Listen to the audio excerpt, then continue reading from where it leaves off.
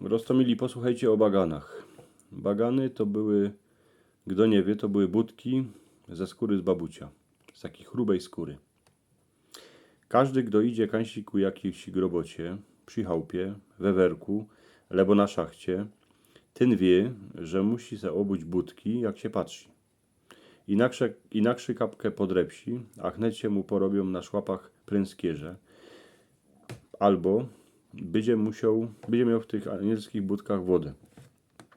Na cieszyńskiej ziemi było kapkę werków, a szachtów, tuż gor chłopi, co w nich robili, wiedzieli, że bez budków do porządku nie ma ani co iść na szychtę.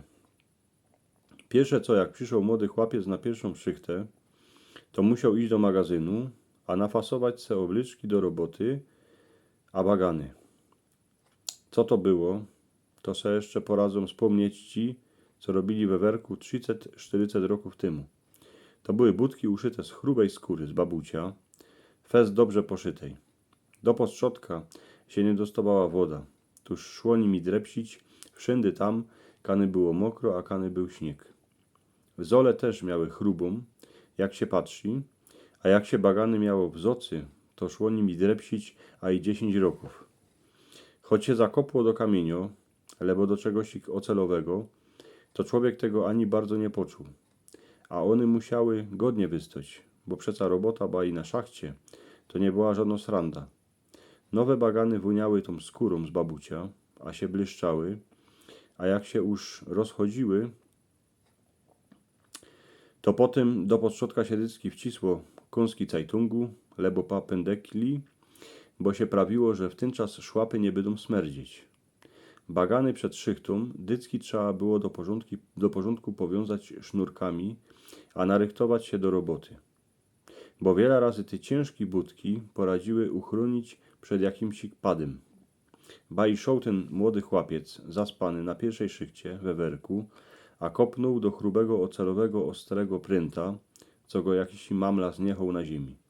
Bez baganów już by miał szłapę oszkapioną, a szłby na marutkę.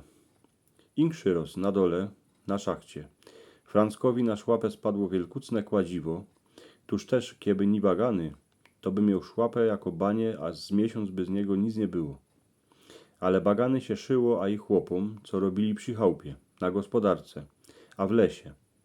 Taki budki z chrubej skóry z babucia, to poradziły wydzierżyć a i 20 roków. Bo jak się nie daj Boże potargały, to ich gazda zawiózł do szewca, a zaś były jako nowe. Do się życ, że kieby ni bagany, to na cieszyńskiej ziemi by nie było tyle chałup, szachtów, werków, co ich postawili, a potem w nich robili chłopi, a i baby, co by ich mieli mieć fez w zocy.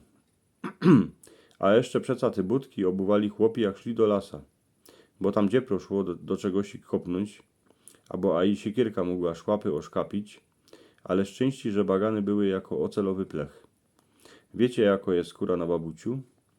Jak se wspomnicie zabijaczkę, jak już babuć wisiał na wiercu, to jak się go pomacało po wyrchu, to był twardy jako kamień. Takowe też były te bagany. Budki, co w nich szło iść, a i do najgorszej roboty. Dzisiaj już takownych budków ze świeczką chlebać. Ja idzie kupić budki, co są bez mala do roboty, no jak na nich chłopu w lesie spadnie siekierka, to chnet je dziura, a jak się nimi zakopnie o cosik ocelowego, to palec potem odbiero 2 tydnie. Starzyk drepsili w baganach do śmierci. Tych samych, co se ich nafasowali porę roków, niż poszli na pędzi. A dycki styrkali do nich kąski cajtungu, lebo papendekli, co by mu przeca szłapy nie smerdziały.